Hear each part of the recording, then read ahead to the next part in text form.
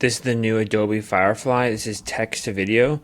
They have a couple different versions here. Besides text to video, they're all in beta right now. They also have image to video, and they also have translation. So let's test the image to video right now. Clicking on it, you just look up Adobe Firefly text to image. You have 2 free generates, and then you do have to buy it, which is so annoying, honestly, that if you have Adobe already, that you're gonna have to start paying extra at $10 a month.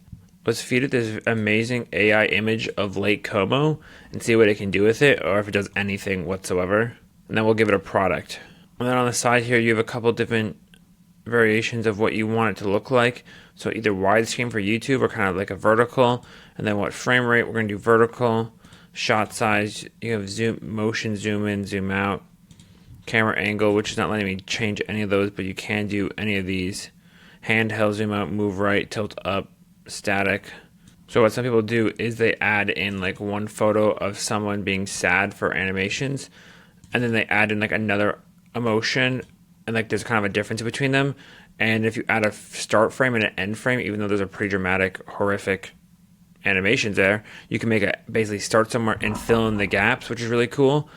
But we're just gonna have this animate the water with the motion of the flower, animate the water and the motion of the flowers, and have the ships move in the water.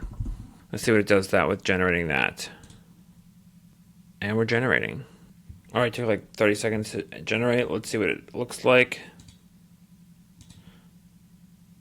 And look at that water move and the ships move. Honestly, that is kind of crazy. It does not look obviously the most realistic. The ships are disappearing into each other.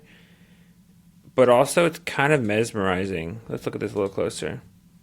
Yeah, the ship totally disappeared into each other, just running into each other left and right. We got some of the trees moving. This whole image was generated by AI already. And the fact that what really gets me is the shadows on the mountain with the clouds moving. It kind of looks like a time lapse, honestly. Is what this looks like. And it's kind of mesmerizing. I definitely like this. I like to do images, normal images into AI images, and then I could animate them at the end with this. I definitely like this idea. This is actually really cool. And you can just download it. And we have our video all set up and ready to go. That's crazy. All right, well, not the most realistic thing, but definitely some good use cases. People are using these use cases for taking a photo of like a product sample and then having some animation happen behind them. Let's see if we can do something similar to that. Let's feed this hideous photo of a chicken sandwich in front of a restaurant. Green, ivory, come out from underneath the This is going to be horrible. Ivory coming out underneath. Let's see what it looks like. Oh, that is horrible. That did not turn out good. Let's see what it looks like again. And turning into a nice mushed ball. Well, that did not turn out great. But it definitely gives you an imagination to just start trying random things. So that's pretty cool. Definitely think this has got some use cases. I'm definitely not using it correctly here in the sense of I'm trying to turn some AI images and put a little motion to it to see what happens. I think it really works well when you have a beginning and end frame. But let me know if you guys have tried this at all. Another bonus huge tip, if you're looking to make really realistic AI thumbnails, I would use pixels here. This is something I found on the last couple weeks. And you can even face swap with your own face onto it and make basically some of the most realistic, like viral looking thumbnails that usually people pay thousands of dollars or hundreds of dollars to create.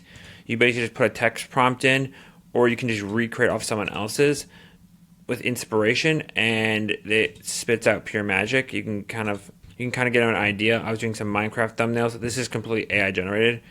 I didn't do anything to put this in. I just recreate off someone else's. You can kind of get an idea. Look at this generation here. I mean, this would take you hours to create. This is for like an Excel spreadsheet kind of one I put on my channel.